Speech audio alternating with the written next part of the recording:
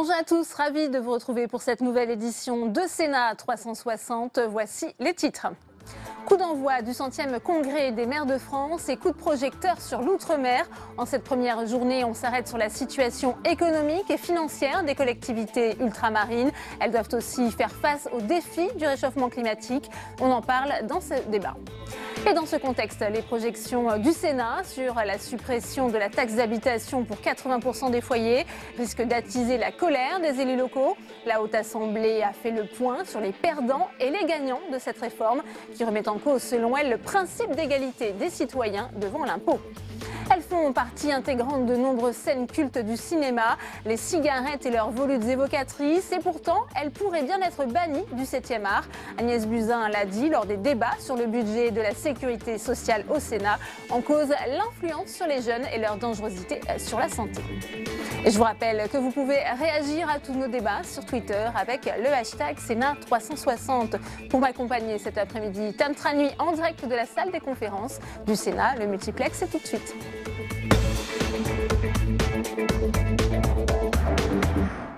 Mais avant de développer tous ces titres, Emmanuel Macron pense déjà aux futures élections. Le chef de l'État a entamé ce matin une série de consultations avec l'ensemble des responsables politiques. Objectif, les convaincre d'accepter le retour aux listes nationales pour les élections européennes. C'est Gérard Larcher, le président du Sénat, qui a été reçu en premier. Sandra Serquera. Toute la journée, Emmanuel Macron a enchaîné les rendez-vous avec les responsables politiques et il va continuer demain. Objectif, les convaincre d'accepter le retour aux listes nationales pour les prochaines européennes de 2019 et abandonner ainsi les listes interrégionales avec 8 circonscriptions instaurées en 2004. Une refonte du scrutin approuvée par le PS. Parce que la question européenne est centrale, parce qu'elle est dans le quotidien de nos Français et parce que c'est une question politique éminemment importante, nous souhaitons, nous, une liste nationale qui permettrait d'avoir un grand débat dans ce pays sur la question européenne. Et on l'a vu après les élections présidentielles que nous avons plus que jamais besoin d'Europe. Le président de l'UDI, Jean-Christophe Lagarde, approuve également. On a besoin d'un débat national sur l'Europe et pas de les escamoter à travers des circonscriptions régionales. Ce débat national, il est vital, d'abord parce que l'effort fait par le président de la République pour remettre l'Europe sur les rails, pour en faire un instrument pour nous protéger. Les Républicains, en revanche, sont contre et préfèrent garder un mode de scrutin proportionnel avec un découpage régional. Depuis 2014, les budgets, les moyens financiers européens sont attribués par le canal des régions et par conséquent, il y a une logique évidente à ce que les députés aient cet attachement régional pour affecter au mieux et participer et affecter au mieux ces moyens budgétaires. Emmanuel Macron a aussi consulté les chefs de parti sur le lancement de conventions démocratiques dans toute l'Europe début 2018. Un projet de débat public pour associer les citoyens à la refondation de l'Europe, dont les contours restent encore flous. Et on va à présent évoquer cette crise politique majeure en Allemagne. La chancelière allemande a échoué dans la nuit à obtenir une coalition. Avant d'en parler avec notre chroniqueuse européenne Nora Hamadi, voyez les conséquences sur les relations franco-allemandes avec Clément Perrault. La politique en Allemagne fait vaciller le couple franco-allemand. Le président ne s'en cachait pas ce matin lors d'un entretien avec Bernard Accoyer. La situation à Berlin le préoccupe. J'ai eu le chancelier tard hier soir. Avec des vrais risques. Ah oui, bien sûr. Des vrais risques d'un accord. Les déclarations que vous avez vues de l'INEA sont assez dures. C'est pas notre intérêt que ça se crispe. Le duo Macron-Merkel met régulièrement en scène sa complicité et affiche de grandes ambitions pour relancer l'Europe. Mais les difficultés de la chancelière changent complètement la donne pour le couple franco-allemand et plus largement pour toute l'Union européenne. Il y a une symbiose absolue entre Mme Merkel et M. Macron pour relancer l'Europe face au populisme qui ne sont pas seulement allemands, qui sont polonais, qui sont hongrois et français, vous voyez. Et là, vraiment, cette vision est en panne, là. Il n'y a pas d'alternative à court terme par rapport à tout cela. Il ne faudrait pas que cette vision capote. Or, ce qui se passe en ce moment en Allemagne avec l'échec de Mme Merkel, c'est peut-être la fin de cette hypothèse de relance pertinente de l'Europe. La possible chute d'Angela Merkel peut aussi être perçue comme une opportunité pour Emmanuel Macron de prendre seul le leadership en Europe. Mais sans partenaire fort à Berlin, ce leadership pourrait vite tourner à l'isolement pour le président français et à l'immobilisme pour le projet européen. Et Nora Hamadi nous a rejoint sur ce plateau. Bonjour Nora, spécialiste des questions européennes pour Public Sénat. C'est une situation, Nora, inédite dans l'histoire de l'Allemagne, ce blocage. Effectivement Delphine, un blocage complètement inédit. Et Frank-Walter Steinmeier, qui est le président allemand, qui était anciennement en fait leader de la diplomatie allemande, membre du SPD, l'a rappelé dans une conférence de presse qu'il a tenue cet après-midi. Cela ne s'est jamais produit en 70 ans depuis la création de la République fédérale d'Allemagne. Il a rappelé également la nécessité en fait pour les partis de prendre leurs responsabilités. Donc c'est dire si face à cette situation, l'effondrement de la CDU, de CSU et d'Angela Merkel est inédite donc dans l'histoire récente de l'Allemagne. Un effondrement qui l'a poussé du coup à aller voir donc dans une coalition presque contre nature avec les libéraux et avec les Verts, un espèce de monstre dont tout le monde se demandait de quoi il allait pouvoir accoucher. Finalement on voit qu'il ne pourra pas accoucher de grand chose, surtout avec un leader des libéraux qui est taxé selon la presse allemande de voulant faire cavalier seul avec une dérive droitière un peu à l'autrichienne comme le FPO autrichien. Face à donc ce constat et à l'impasse politique, le président donc allemand a exhorté lundi la classe politique, je vous le disais, à retourner à la table des négociations pour former un gouvernement repoussant dans l'immédiat les législatives anticipées possibles au nom de la stabilité de l'Allemagne et donc de l'Europe. Que peut-on attendre, Nora, des négociations qui s'annoncent? Eh bien écoutez, pas grand-chose si chacun campe sur ses positions, notamment au sein de cette potentielle coalition jamaïque, donc entre les libéraux et les Verts et la CDU-CSU. Reste la position du Parti socialiste de Martin Schulz. Martin Schulz, donc, qui a fait un des scores les plus catastrophiques de l'histoire du Parti socialiste allemand lors de ces législatives du 24 septembre et qui, dès le soir de ces législatives, disait « Hors de question, nous deviendrons désormais un parti d'opposition ». Rappelez-vous, il faisait partie d'une grosse coalition entre la CDU-CSU et le SPD et ils gouvernaient déjà ensemble depuis un moment. Donc, ce qui a d'ailleurs détruit quelque peu le Parti socialiste. Mais c'est aussi un message que Frank-Walter Steinmeier a fait à son propre parti, donc le SPD, ce jour, en prenant la parole à la suite de ce rendez-vous avec la chancelière. En gros, à l'intérieur et à l'extérieur de notre pays, en particulier chez nos voisins, l'incompréhension et l'inquiétude seraient grandes si, dans le pays le plus grand et le plus fort économiquement d'Europe, les forces politiques n'assumaient pas leurs responsabilités. Message clair à son parti d'origine. Mais face à l'urgence et au risque d'un blocage institutionnel qui l'obligera à convoquer de nouvelles élections et au risque de conforter encore l'AfD, le parti d'extrême droite qui a fait son retour au Bundestag avec 94 députés en septembre dernier, il faudra voir si son parti sera capable d'entendre ou pas l'urgence de la situation, quitte à en mourir. Merci beaucoup pour votre analyse, Nora. Retour en France à présent, 2 jours après le congrès du parti présidentiel qui a consacré Christophe Castaner comme délégué général de la République En Marche. La question de son maintien au gouvernement est toujours en suspens. Y aura-t-il un mini-remaniement? Interrogé ce matin par nos confrères de France Inter, l'actuel secrétaire d'État aux relations avec le Parlement reste flou. On l'écoute. L'usage, la Constitution prévoit que c'est le Premier ministre qui en parle avec le Président de la République et ils décident ensemble. Et donc, ne soyez pas impatients, vous verrez dans les heures ou des jours qui viennent le remaniement.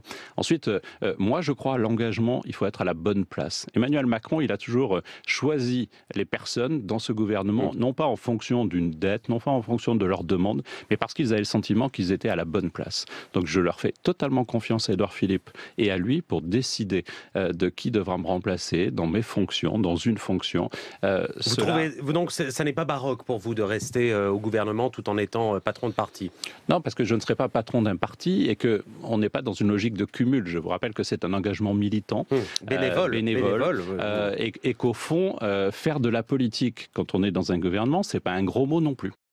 Et on retrouve Tam Tranui en direct de la salle des conférences du Sénat avec votre premier invité, Tam, c'est le président du groupe En Marche ici au Sénat, le sénateur François Patriat. François Patriat, bonjour. Bonjour. Alors, est-ce que Christophe Castaner peut être à la fois délégué général d'En Marche et continuer à rester ministre en relation avec le Parlement? Quelle est la place qu'occupe aujourd'hui Christophe Castaner?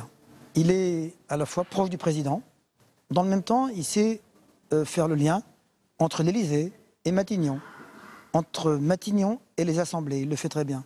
Et dans le même temps, Christophe Castaner a la confiance des marcheurs. Il l'a démontré par les propos qu'il a tenus d'une grande hauteur à Lyon samedi après-midi. Ce qui fait qu'aujourd'hui, je pense qu'il coche toutes les cases. Et il peut, à mon avis, de par à la fois la capacité d'analyse qu'il a, dans la capacité d'entraînement qu'il a aujourd'hui, il dit qu'il veut soutenir, aider le mouvement à se développer, il se dit comme un artisan. Je crois qu'il peut, à titre personnel, ça n'engage que moi, je pense qu'il est parfaitement en capacité d'assumer ces deux fonctions. Vous pensez que c'est gérable au niveau des emplois du temps? Ce sont deux fonctions qui prennent beaucoup de temps et beaucoup d'efforts l'une et l'autre. Vous savez, les gens qui occupent de grandes fonctions, quand ils les occupent à plein temps. Et je ne crois pas que Christophe Castaner soit de nature personnelle et politique à faire les choses à mi-temps. Il le fera, il peut le faire bien aujourd'hui, il peut le faire les deux.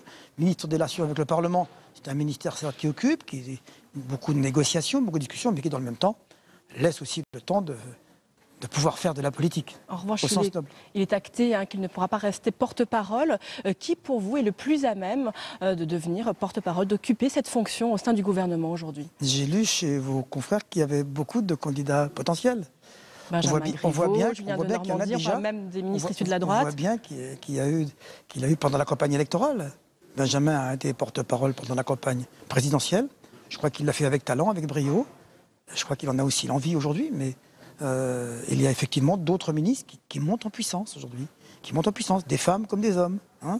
On a cité des femmes qui sont apparues dimanche dernier, vendredi à Lyon. Donc il y a plusieurs candidats potentiels. Par exemple Marlène, on a cité aussi un ministre qui est du Vaucluse, que je connais bien par ailleurs aussi, Brune Poisson, qui est à côté. Bon, écoutez, ça, c'est une discussion qui va se passer avec les intéressés eux-mêmes, qui ont peut-être consultés, qui en ont parlé, et avec le chef du gouvernement et le chef de l'État. Quel est pour vous le principal défi auquel doit aujourd'hui faire face Christophe Castaner? Est-ce que c'est aussi renouer avec l'enthousiasme des débuts, un enthousiasme qui s'est un petit peu tari alors que les cadres sont aux manettes, alors qu'Emmanuel Macron est au pouvoir? Vous dites que l'enthousiasme c'est un peu tari. Je constate que vendredi, au moment où on disait que 100 marcheurs quittaient le mouvement, il y en a 300 qui adhéraient en même temps. Je trouve que cet enthousiasme, je pense qu'il est différent. Au début, il y a l'enthousiasme du début. Maintenant, il y a l'enthousiasme de raison. C'est-à-dire que les gens commencent à comprendre que la transformation de ce pays qu'engage le président de la République, elle est de nature, demain, à porter les espoirs et à les faire éclore. Donc, il y a des gens maintenant qui adhèrent parce que le gouvernement, parce que le chef d'État ont besoin d'être accompagnés et soutenus. La République En Marche pourra compter sur le nouveau parti que vont constituer les Constructifs. On sait qu'il va s'appeler Agir. Votre commentaire sur ce futur allié probable? L'objectif du président, c'est de rassembler. De rassembler d'abord sa famille. La famille aujourd'hui, c'est le grand parti qu'est la République En Marche, mais de rassembler aussi autour de nous. Il a déjà commencé à le faire avec le MoDem, avec les radicaux, le faire aussi avec les Constructifs, avec des gens venant de la gauche et de la droite, pour faire en sorte que la France réussisse. C'est la France qui doit réussir, personne d'autre. On va sortir des individualités. Je pense que cet élargissement, il est nécessaire. Merci beaucoup François Patria d'avoir répondu à mes questions. Merci à vous. Merci. Merci beaucoup Tam pour cette première réaction. Voilà de quoi attiser la grogne des élus déjà remontés contre l'exécutif. En cette première journée du congrès de l'AMF, le Parisien dévoile les communes gagnantes et perdantes de la réforme de la taxe d'habitation. 22,2 millions de foyers vont être exonérés. Les maires redoutent que l'engagement de compensation par l'État ne soit pas inscrit dans le temps. Les sénateurs LR annoncent vouloir saisir le Conseil constitutionnel. Samia Dechir. C'est une réforme à près de 10 milliards d'euros. Le Parisien a publié aujourd'hui le coût de la suppression de la taxe d'habitation pour chaque ville. Et certaines ont beaucoup plus à perdre que d'autres. À Marseille, par exemple, ce sont 178 millions d'euros qui ne seront plus touchés directement par la commune, 151 millions d'euros à Paris ou encore 80 millions d'euros pour Toulouse. Les villes les plus riches, avec plus de contribuables aisés, pourront faire face, mais dans 52 communes, plus personne ne paiera la taxe d'habitation en 2020. L'État a promis de compenser les pertes à l'euro près, mais les maires, comme les sénateurs, sont sceptiques. Chaque fois que l'État propose de se substituer à un prélèvement, à une taxe, on sait ce qu'il en est. La première année, bon an, mal an, on est presque à l'euro. Et puis, les années passant, tout ça s'effiloche, et puis les collectivités perdent au change. Ça a été le cas à chaque fois. Donc, il faut bien comprendre que les élus sont échaudés. Les sénateurs centristes ne sont donc pas prêts à voter la suppression de la taxe d'habitation dans le budget 2018, tout comme le groupe Les Républicains, qui envisage même de demander au Conseil constitutionnel d'invalider le projet de loi de finances 2018. Les sénateurs de droite estiment en effet que la suppression de la taxe d'habitation est inconstitutionnelle, car elle crée une inégalité devant l'impôt entre les 80% de Français exonérés en 2020 et les 20% qui continueront à la payer.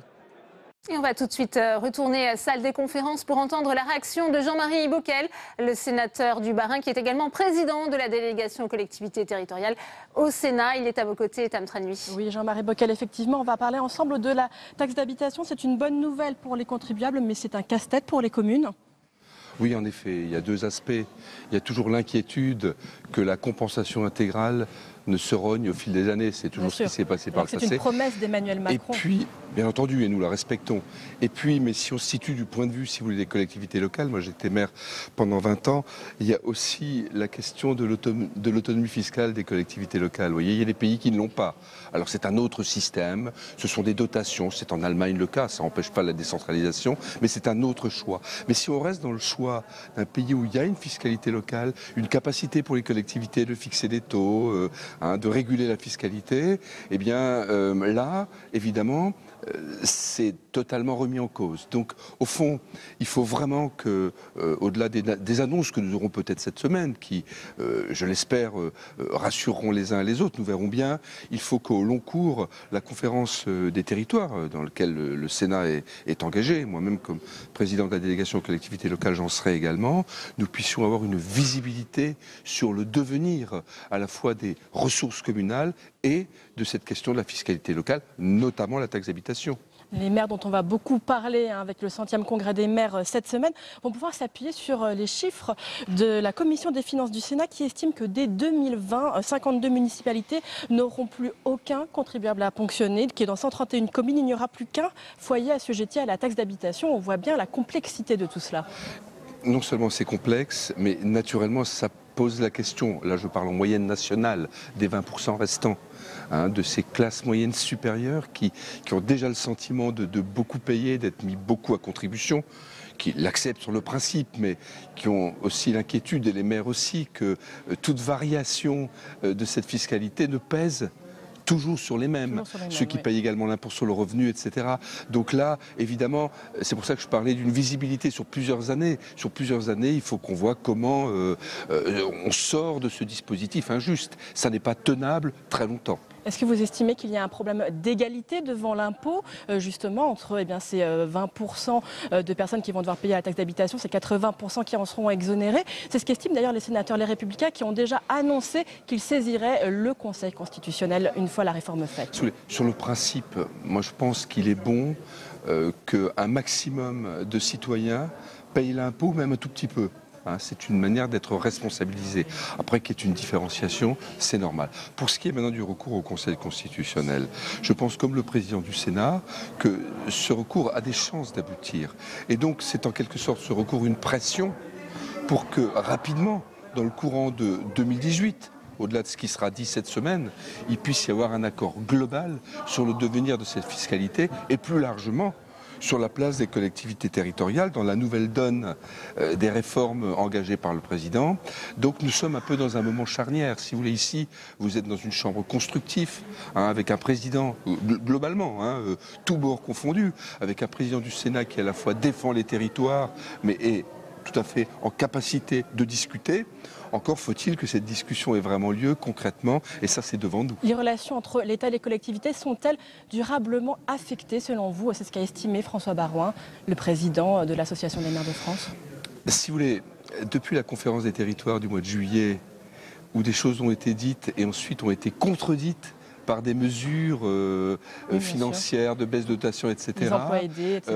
On l'a vu d'ailleurs aux dernières sénatoriales, il y a un problème de confiance. Et au fond, l'enjeu du Congrès des maires dans les jours qui viennent, pour l'exécutif, qui bien sûr négocie depuis des semaines avec M. Baron, avec M. Larcher, etc. Mais c'est de rétablir la confiance avec la base, hein, et les maires qui seront là par milliers. Hein, c'est les grands, c'est les petits, c'est pas seulement les métropoles. Et donc il y a un enjeu de confiance. Ce n'est pas perdu, mais ça n'est pas gagné. Merci beaucoup Jean-Marie Bockel d'avoir répondu à mes questions.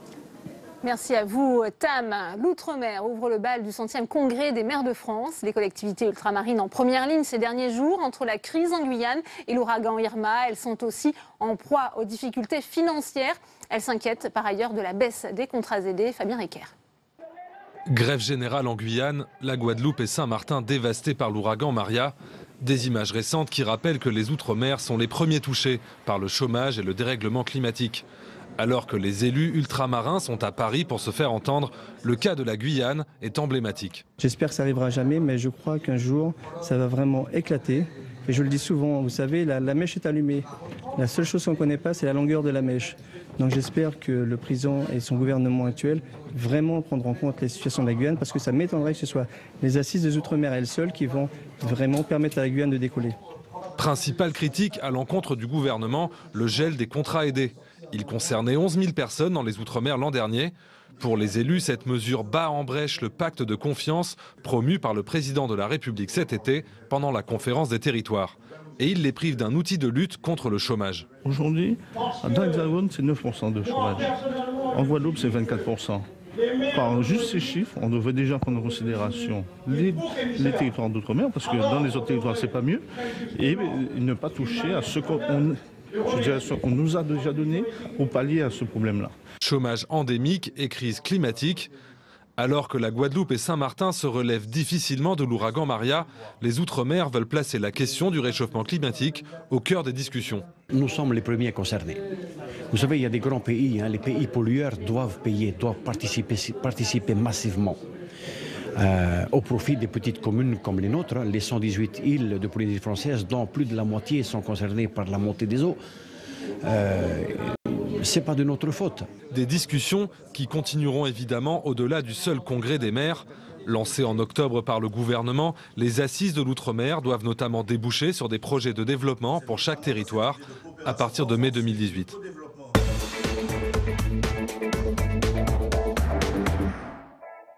Et on ouvre le débat dans Sénat 360 avec mes invités sur ce plateau. J'ai le plaisir d'accueillir Victoire Jasmin. Bonjour, vous êtes sénatrice socialiste de la Guadeloupe. Merci d'être avec nous.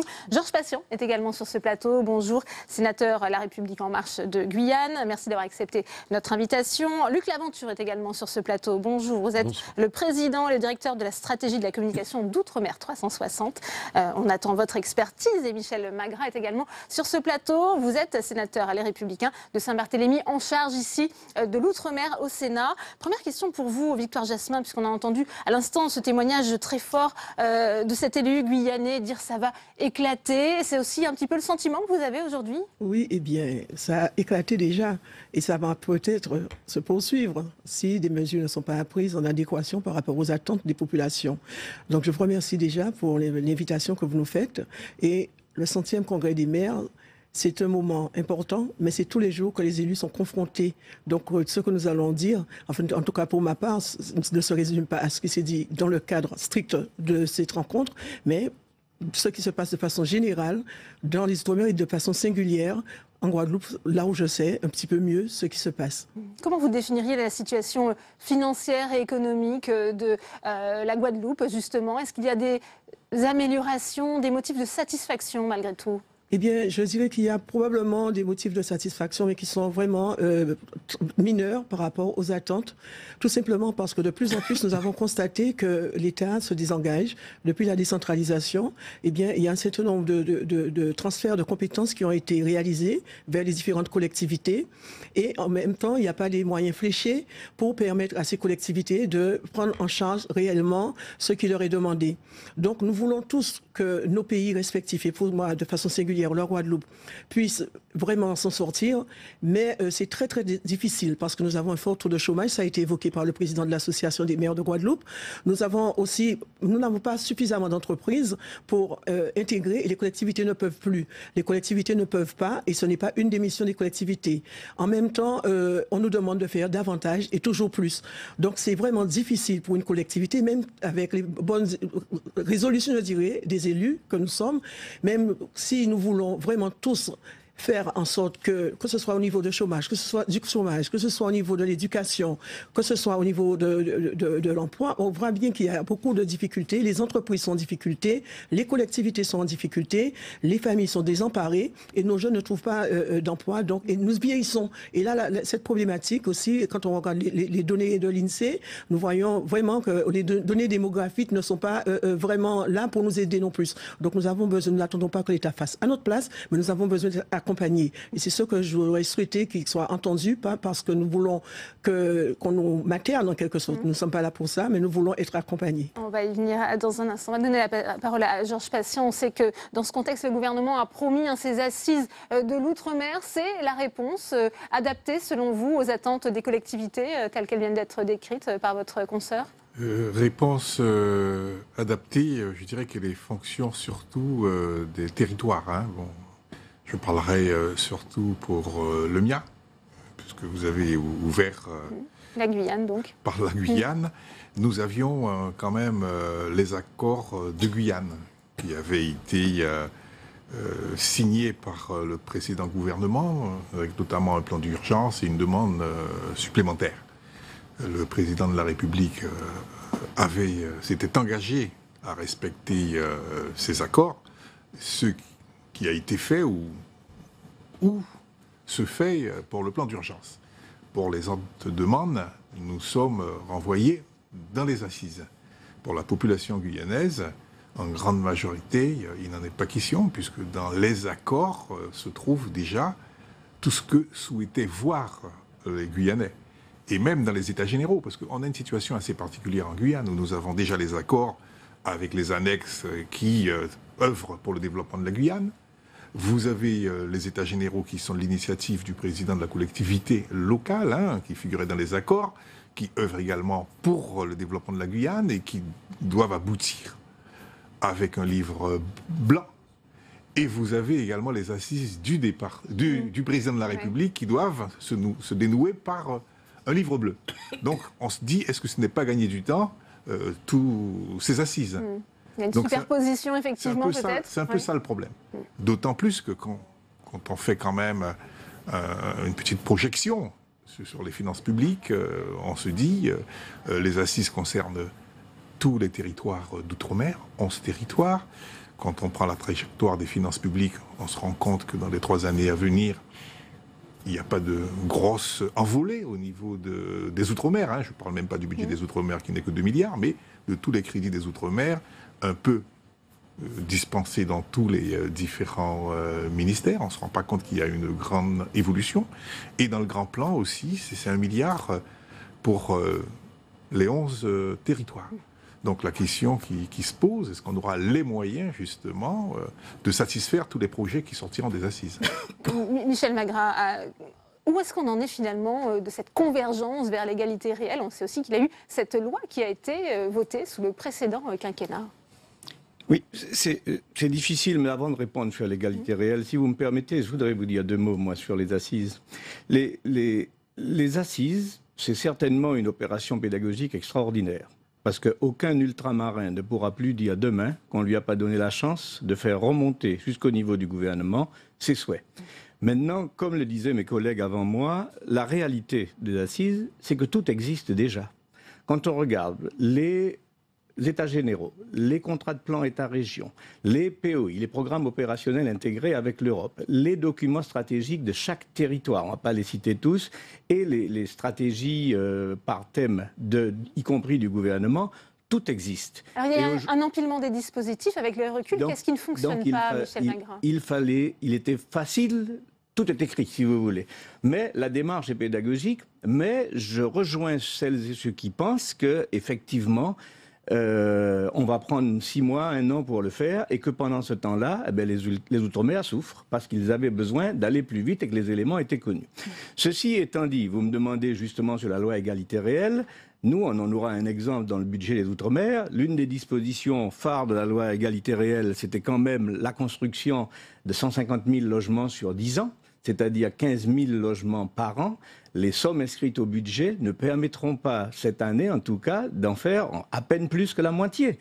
Donc il y aura des difficultés, mais ce que j'ai dit, et je terminerai là-dessus, c'est que ce que je crains, moi, c'est que cette pédagogie-là, cette démarche politique me fait peur, parce qu'elle risque de faire naître chez les ultramarins des espoirs, des envies, des besoins qui vont s'exprimer et qu'on aura beaucoup de mal à satisfaire quand on connaît la situation financière de la France. Luc Laventure, quelle est votre analyse? Est-ce que le gouvernement cherche à gagner du temps avec ces assises de l'outre-mer? C'est ce que vous diriez? Alors, je peux me permettre de porter un jugement, mais juste un ressentiment. C'est la première fois que je vois que j'ai le sentiment que la maison prend feu et qu'il y a un pompier qui ne sait pas par quel bout prendre, ou mettre du sable, ou mettre de l'eau.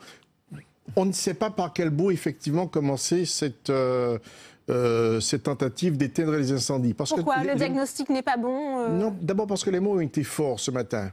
On a entendu irritation, exaspération, pas de menace, mais en disant faites attention, la mèche est allumée. On l'a entendu il y a un instant avec le représentant de la Guyane. La mèche est allumée, on ne connaît pas la longueur de la mèche. On a fait état, s'agissant de la Martinique, des événements de 2009. C'est-à-dire que tout le monde est angoissé et se dit que quelque chose peut exploser à tout moment. Premier élément, l'histoire des assises. Effectivement, comme vient de le dire le sénateur Bagra, on sait que il y a des réunionites depuis quand même plusieurs semaines, plusieurs mois, plusieurs années. On ne va pas chaque année regarder la hauteur du Kilimandjaro chaque fois qu'il y a un petit tremblement de terre. Il y a eu les États généraux. En Guyane, on est en pleine discussion depuis quand même plusieurs mois entre les élus, le gouvernement, le président de la République, et on met encore un troisième thermomètre pour savoir effectivement l'état des lieux et quel est le degré de la température. Tout cela crée un sentiment d'exaspération encore plus fort et on a l'impression qu'effectivement l'État joue la montre alors que, et chaque fois l'État répond, on vous donne des éléments pour que votre boîte à outils vous permette d'aller plus loin. Je prends un exemple, par exemple sur la Réunion. Sur la Réunion, les CGPME font quelque chose d'intéressant. Ils sont en train de calculer de façon très précise le métabolisme économique de leur territoire, qui est un véritable atout pour leur développement économique. Eh bien, je pense qu'il faut susciter un intérêt pour ce type de manifestation. Ce serait beaucoup mieux, je crois, que les assises. Victoire Jasmin, Luc Laventure parle de réunionnite. Il y a quand même eu des annonces très concrètes, notamment à l'Assemblée nationale dans le cadre de l'examen du budget par le gouvernement. 237 millions d'euros qui ont été mis en place. C'est un fonds de soutien exceptionnel pour l'outre-mer en raison justement du poids des dépenses sociales dans les finances de ces collectivités, de ces départements d'outre-mer. Il y a quand même des choses qui sont faites. Il y a des choses qui sont faites, mais il faut voir dans chaque territoire ce qui mérite d'être fait de façon spécifique. Parce que ce qui est vrai, et M. Passion le disait tout à l'heure, ce qui est vrai en Guyane, ce n'est pas ce qui est vrai à la Martinique, ni en Guadeloupe, ni à Saint-Barth et à Saint-Barthélemy. Donc il faut regarder de façon spécifique les besoins, les différents besoins, mais ils sont cruciaux. Et la situation, elle est devenue critique. Et j'évoquais tout à l'heure le problème du vieillissement de la population, c'est très important. Quand on regarde, on parle de budget, mais quand on regarde pour la DOM, par exemple, nos jeunes, pour se former, ils ont besoin d'effectuer des déplacements. Donc là, il y a eu des coups de rabot.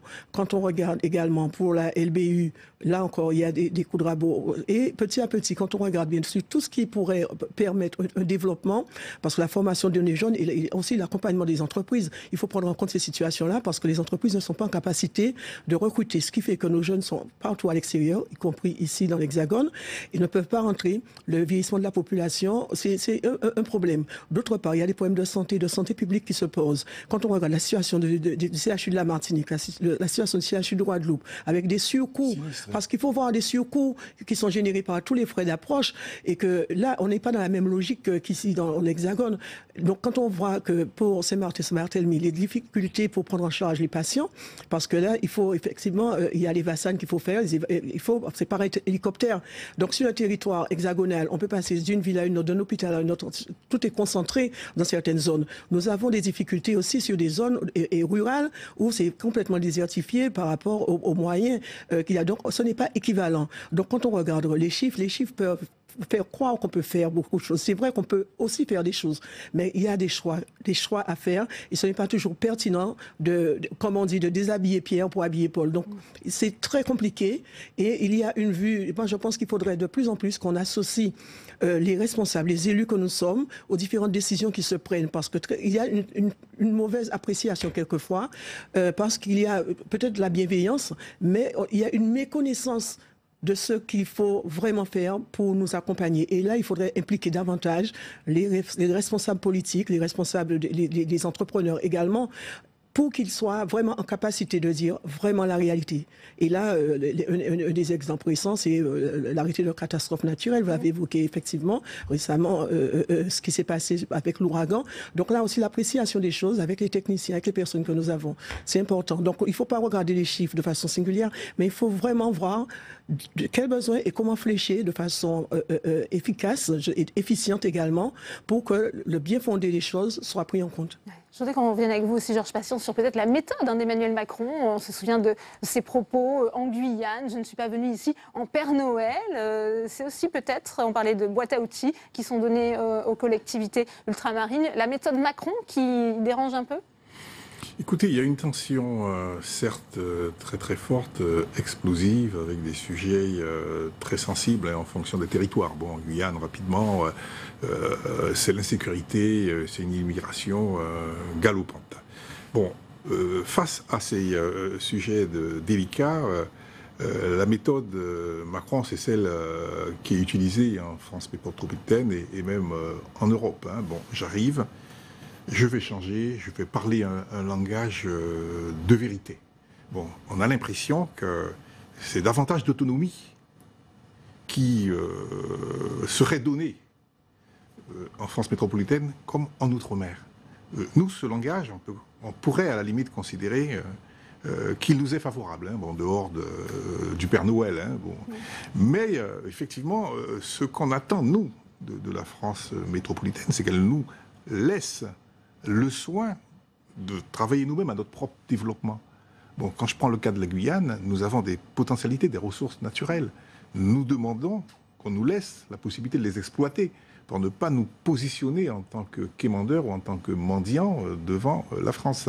Et c'est là justement que le bas blesse. On a l'impression que l'on va vers encore une plus grande recentralisation.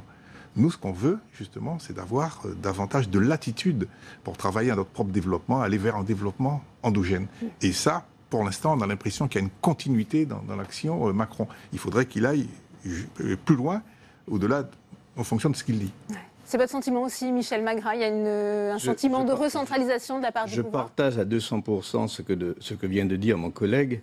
On a le sentiment aujourd'hui qu'il y a une volonté de recentraliser, et c'est une volonté qui m'inquiète. D'une part parce que c'est contraire à la philosophie que je défends, d'autre part parce que ça voudrait dire aux citoyens de nos territoires que nous ne sommes pas capables de faire tout seuls, donc on va nous l'imposer. Et moi je suis fondamentalement opposé à cette notion-là, c'est-à-dire que moi je pars du principe que la décision, les adaptations, les spécificités de nos territoires font qu'on ne peut pas nous dicter de Paris, pour faire global, ce qui correspond à chacun de nos territoires. Les territoires sont différents. Il y a des problématiques communes, on vient de les expliquer. C'est le chômage, c'est l'immigration, c'est la sécurité. Mais par contre, c'est chaque territoire qui doit concevoir son projet personnel, son projet territorial, et à partir de cela, il faut que ça remonte vers l'État. Moi, je milite pour la différenciation territoriale, c'est-à-dire que la décision doit être décentralisée vers les Outre-mer. C'est à chaque territoire de faire remonter, elle doit être prise au plus près du citoyen, et c'est nous qui devons faire remonter ce que nous voulons, dès lors qu'on ne remet pas en cause ni l'unité de la République française, ni les règles et les lois telles qu'elles existent. Alors, vous restez avec moi, hein, puisqu'un autre thème qui a été abordé ce matin, ce sont aussi les conséquences des événements climatiques récents sur les collectivités ultramarines. Après le passage d'Irma à Saint-Martin et Maria en Guadeloupe, Quentin Calmet, notre journaliste, était sur place. Il a d'ailleurs rencontré Dominique Théophile, hein, c'est le sénateur de La République En Marche de Guadeloupe, au Saintes. On voit tout de suite son reportage et je vous fais réagir après. Maria, ce sont des vents d'une force exceptionnelle qui, charriant du sel, ont brûlé la végétation, emporté les toits et même fait échouer sur les plages des Saintes des bateaux emblématiques de ces îles des Antilles. Les Saintes, au sud de la Guadeloupe, 2 îles très fréquentées par les touristes. Dans la nuit du 19 septembre, l'ouragan Maria est passé très près, à 20 km seulement. Dominique Théophile est l'un des 3 sénateurs de la Guadeloupe. 1 mois et demi après le passage de l'ouragan, il rend visite au maire de Terre-de-Haut, l'une des 2 îles des Saintes. Tu vas bien? Ça va, ça va. Monsieur le sénateur. Merci. On va faire un petit point, on va en parler. D'accord. Premier constat, il y a eu des défaillances de la part de l'État au lendemain du passage du cyclone. Nous avons eu une barge d'eau. Or, je n'ai pas demandé d'eau. J'avais pas demandé, on m'a pas interrogé pour savoir ce que je souhaitais. Je reçois 30 palettes d'eau qu'il fallait débarquer à partir de 22h le soir. Nous sommes jusqu'à 2h du matin avec mes services, alors que je n'ai pas demandé ça. Les élus locaux, cette nuit-là, étaient directement en première ligne et souvent seuls face à cette catastrophe. On se sent seul vis-à-vis des institutions. C'est-à-dire qu'on n'a pas un coup de fil du préfet, des institutions d'État qui auraient dû nous aider. Là, on se retrouve seul. C'est à nous d'interroger véritablement l'État sur le mode d'organisation pour l'avenir, puisque les cyclones n'ont pas la même intensité qu'auparavant, suivant les spécialistes. Aujourd'hui, ces élus attendent que toutes les leçons soient tirées avec une priorité, voir revenir les touristes le plus rapidement possible. Au-delà de l'aspect dramatique, ça nous fait un petit peu sourire, Luc Laventure, cette proposition sur ces palettes d'eau du gouvernement, alors que finalement les habitants n'en avaient pas besoin. Ça, c'est aussi un peu symbolique, symptomatique de la façon dont la crise a été abordée. Mais la façon dont il faut également renverser la table. Madame la sénatrice me disait une expression en créole qui disait la chose suivante, je le dis dans le jus, si je peux le permettre. Y aurait nos misère. C'est-à-dire, ils ont vu que nous sommes dans le besoin, ils nous envoient sans nous demander ce dont nous avons besoin. Et effectivement, envoyer des tonnes d'eau sur des gens qui sont sous des tonnes d'eau, ça devient presque caricatural, même si je force volontairement le trait. Madame la sénatrice a parlé il y a un instant à propos de boîte à outils, de pourquoi ne pas se rapprocher également des entrepreneurs. J'ai parlé de la cas de la Réunion et notamment des CGPME. Mais je crois qu'effectivement, nous ne sommes pas des pays sous-développés, nous ne sommes pas des pays miséreux qui tendons une sébille. Il faut se rapprocher parce que quand on regarde le nombre de start-up qui se montent dans les Outre-mer, nous sommes des pays vraiment en pleine expansion et il faut encourager ce genre de choses. Et monsieur le sénateur Magras le disait, c'est vrai que les situations sont contrastées. Nous avons la Martinique et la Guadeloupe qui sont des pays à fort taux de vieillissement où les jeunes s'en vont parce qu'ils n'ont pas de croix travailler sur place et ils ne reviennent pas. La Guyane et Mayotte, ce sont des gens effectivement avec des populations extrêmement jeunes mais qui n'ont pas de... Donc il faut revoir tout cela et laisser aux gens sur place la possibilité non pas d'utiliser une boîte à outils Ikea, ils n'ont pas de meubles Ikea à mettre en place, mais se servir de la mémoire collective pour pouvoir construire leur propre destin avec leurs propres outils. Madame Jasmin, aussi sur l'aspect défi climatique, ça c'est aussi un nouvel élément. Il faut faire face. Comment vous êtes préparé ? Nous devons faire face à ces problématiques-là parce qu'aujourd'hui, nous savons très bien qu'avec le réchauffement de la planète, eh bien, nous n'avons pas le choix. Nous devons davantage faire de la prévention. Et là, c'est important, la prévention avec les écoles, avec les enfants, mais avec toutes les personnes qui résident déjà sur. Parce que ce sont des personnes ressources que nous avons. Il y a beaucoup de personnes qui savent déjà, qui comprennent, qui savent comment cela se passe. Malheureusement, maintenant, c'est devenu de plus en plus fréquent. Donc, il y a une attitude nouvelle à adopter pour qu'au sein de nos collectivités respectives, que nous puissions déjà activer tout ce qui mérite de l'être. Nous avons tous des agendas 21. Nous avons également voté pratiquement toutes les communes le plan local d'urbanisme. Nous connaissons les zones inondables. Nous connaissons l'intégralité de notre territoire. Avec les pluies, nous avons tous travaillé dessus. Aujourd'hui, il s'agit pour nous, d'une part, de faire de la prévention en interne dans nos communes, mais au niveau territorial. Il y a des papiers, avec le GMAPI également. Il y a un certain nombre de dispositifs qui se mettent en place et il y a des territoires à énergie positive. Beaucoup de communes aujourd'hui participent à des appels à projets pour justement sensibiliser les populations qui sont concernées, mais aussi pour faire prendre conscience de la situation aujourd'hui qui n'est pas celle d'hier et qui ne sera pas non plus celle de demain parce que les choses continuent. Il y a l'érosion côtière, on a des problèmes de submersion marine, on a beaucoup de problématiques aujourd'hui qu'il faut vraiment prendre en compte. Et malheureusement, tous les États ne sont pas d'accord pour prendre en compte ces problématiques qui sont essentielles aujourd'hui parce qu'il y a une évolution du niveau de la mer et à tout moment quand on regarde un petit peu partout dans le monde, partout sur la planète, les inondations que nous avons, on a les problèmes de sécheresse dans notre territoire, il y a un véritable déséquilibre, il y a de véritables efforts qui sont à faire avec les collectivités, l'État, mais l'ensemble des pays et là avec la COP21, COP23 même, il y a des choses à prendre en compte et il faudrait justement que le gouvernement ne fasse pas marche arrière sur certaines choses que je considère comme étant acquises, même si dans la mise en œuvre des actions concrètes, nous sommes en train de faire. C'est-à-dire qu'il faut qu'on continue la marche en avant. Michel Magras, ensuite je vous donne la parole, Georges Patient. Sur cette question aussi, comment Saint-Barthélemy se prépare à relever ce défi climatique? S'agissant de Saint-Barthélemy, nous avons fait un choix dans notre statut vis-à-vis de la République française. Nous sommes une collectivité autonome à bien des égards et nous avons toujours choisi de nous assumer. Maintenant, il n'empêche que la solidarité nationale, nous y participons et qu'elle doit se faire sentir en retour. Ce que je veux dire sur la gestion d'Irma, le phénomène que nous avons vécu est un phénomène inédit, totalement irrationnel, qui pose le problème de nouvelles normes, disons, on ne savait pas y répondre. Okay ? Donc à partir de là, je ne peux pas jeter la pierre ni à ce gouvernement, ni à un autre gouvernement, quel qu'il soit, parce qu'on ne savait pas quelle était la réaction immédiate. Personne ne s'attendait à ce que nous allions vivre un phénomène aussi violent. Il y a une prise de conscience ? Ceci ayant été dit... Que faut-il faire après? Ce qu'il faut faire après, moi j'ai proposé, en tant que président de délégation, à mes collègues ultramarins et aux collègues de la délégation en général, de faire un travail de fond. C'est-à-dire où nous allons analyser la totalité de la question et préconiser, comme nous le faisons toujours au Sénat, un certain nombre de recommandations, un certain nombre de solutions pour l'avenir. Mais si c'est ce genre de phénomène auquel nous devons être confrontés à partir de maintenant, nous avons quand même quelques soucis à nous faire. Notamment en ce qui concerne le tourisme, c'est une des ressources. Alors, s'agissant de la situation telle qu'elle nous concerne, aujourd'hui nous sommes dans un état où le mieux qu'on puisse faire pour la saison touristique sera 15 ou 20%, et c'est beaucoup. Donc il y a énormément de gens qui souffrent parce qu'ils ne gagnent plus d'argent, ils ne peuvent plus payer de loyer, ainsi de suite. Donc il y a une vraie situation économique inquiétante et il en découle une situation sociale à laquelle nous n'étions pas habitués.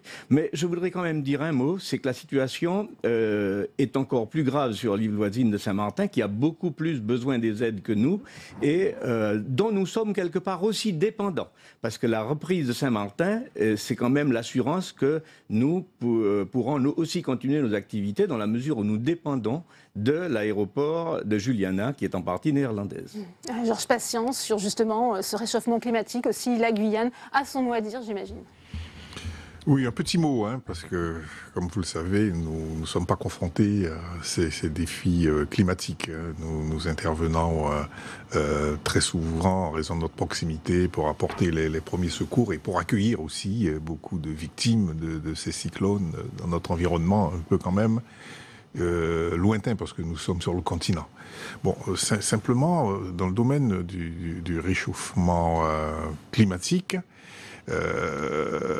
avec le ministre Hulot, nous sommes en premier plan. Parce que, comme vous le savez, il y a cette fameuse loi contre l'exploitation des hydrocarbures en mer. Et nous considérons que nous sommes victimes de cette loi comme d'un certain nombre de lois qui visent à interdire les exploitations minières.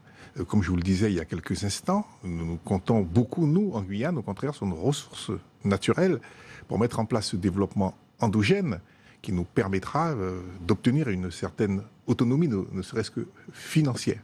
Donc, c'est presque à contrario que nous subissons toute cette prévention contre le réchauffement climatique. Nous sommes d'accord en Guyane pour être solidaires de la planète, mais nous disons aussi que notre développement, en dépendant, il faudrait que les contreparties à ces interdictions nous soient versées. Donc voilà le combat que nous menons. Nous ne sommes pas contre le réchauffement climatique, nous sommes pour l'exploitation minière, l'exploitation pétrolière offshore, dans des bonnes conditions environnementales. Vous trouver un équilibre, c'est votre message. Mais nous comptons beaucoup sur les retombées économiques de ces exploitations. Eh bien, merci Georges Patient, merci Luc Laventure, merci Michel Magrin, merci à vous Victoire Jasmin d'être venu en débattre dans Sénat 360. Peut-on imaginer un jour un biopic sur Serge Gainsbourg sans aucune image de cigarette? La question se pose après les propos au Sénat d'Agnès Buzyn, ministre de la Santé. Cette séquence a été repérée par notre journaliste François Vignal lors de l'examen du budget de la Sécurité sociale. La ministre s'est dit favorable à des mesures pour lutter contre ce qu'elle considère comme une incitation culturelle à fumer. On l'écoute. Je crois qu'il faut aller également au-delà du porte-monnaie et repenser la problématique générale de la consommation en s'intéressant notamment aux incitations culturelles à fumer. Je pense par exemple au cinéma qui valorise la pratique. La Ligue contre le cancer démontre dans une étude que 70% des nouveaux films français mettent à l'image au moins une fois une personne en train de fumer. Cela participe peu ou prou à banaliser l'usage, si ce n'est à le promouvoir auprès des enfants et des adolescents, qui sont les premiers consommateurs de séries et de films, sur Internet notamment. Des solutions doivent être envisagées pour mener une véritable politique de prévention, prenant en compte cette sorte de publicité détournée pour la consommation de tabac. Et j'aurais souhaité effectivement, Madame la Ministre, avoir votre position sur cet état de fait. Je rejoins complètement ce qui a été dit par Madame la députée sur le cinéma français. Je veux qu'on ait une action ferme là-dessus. Je ne comprends pas aujourd'hui l'importance de la cigarette dans le cinéma français. Et donc, il se trouve que j'en ai parlé au Conseil des ministres ce matin à Madame Françoise Nyssen pour l'alerter. Et donc, il y aura des mesures en ce sens. Et il est l'auteur de Tabac et Cinéma, Histoire d'un mythe. L'écrivain et journaliste Adrien Gombaud est notre invité. Il répond aux questions de Saveria Rojek. Le face-à-face, c'est tout de suite.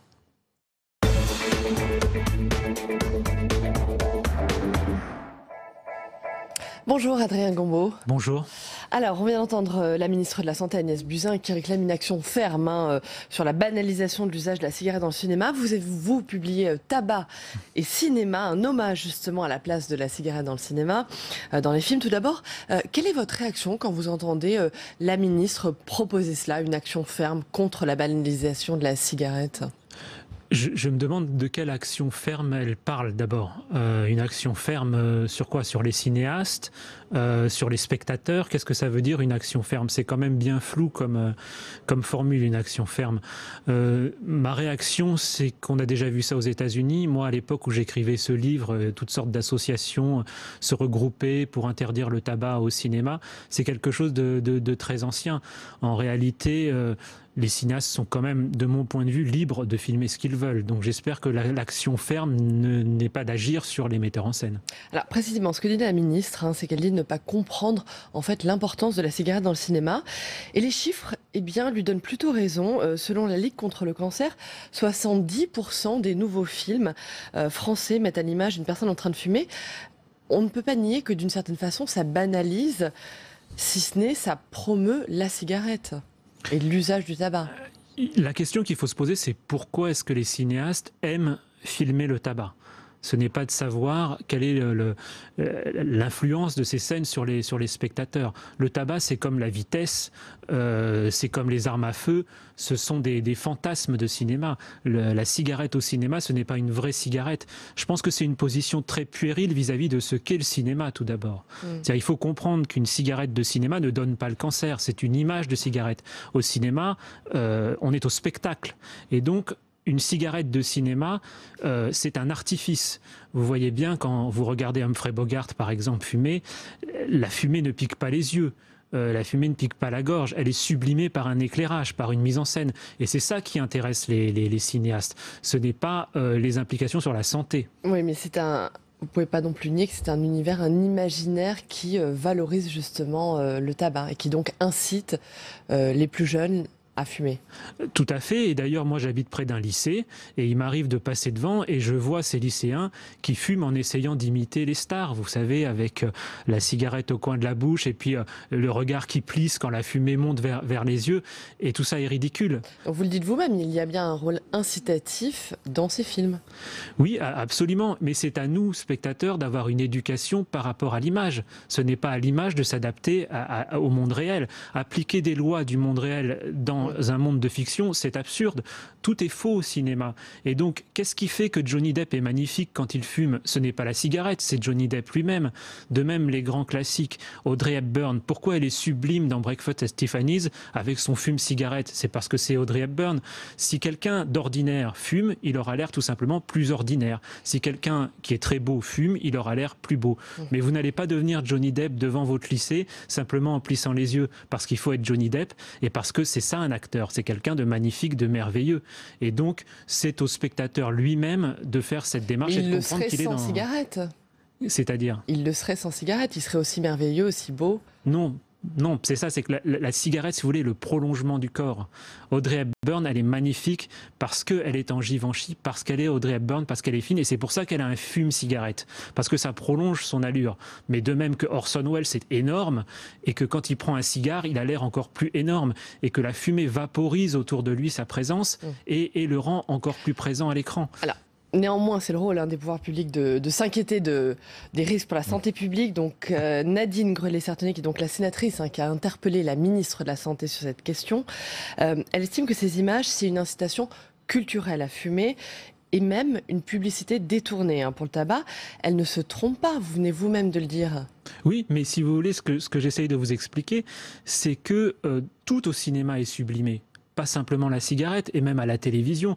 Est-ce qu'on va interdire une émission sur le meilleur pâtissier de France sous prétexte qu'il ne faut pas manger sucré, et on va du coup faire une émission sur la meilleure fabrication de la salade sans sauce vinaigrette parce qu'il ne faut pas manger trop gras? C'est absurde. On est dans un monde de rêve. Donc forcément, on fait des choses qu'on ne peut pas faire dans le monde réel. C'est la vocation même d'un spectacle. Vous dites donc c'est une idée absurde. Pourtant, ce n'est pas la première fois que cette idée d'interdiction surgit. En 2015, Michel Delaunay, qui était ministre délégué aux personnes âgées, avait déjà proposé donc, que la loi E20 soit appliquée au cinéma français. Finalement, ça a été abandonné.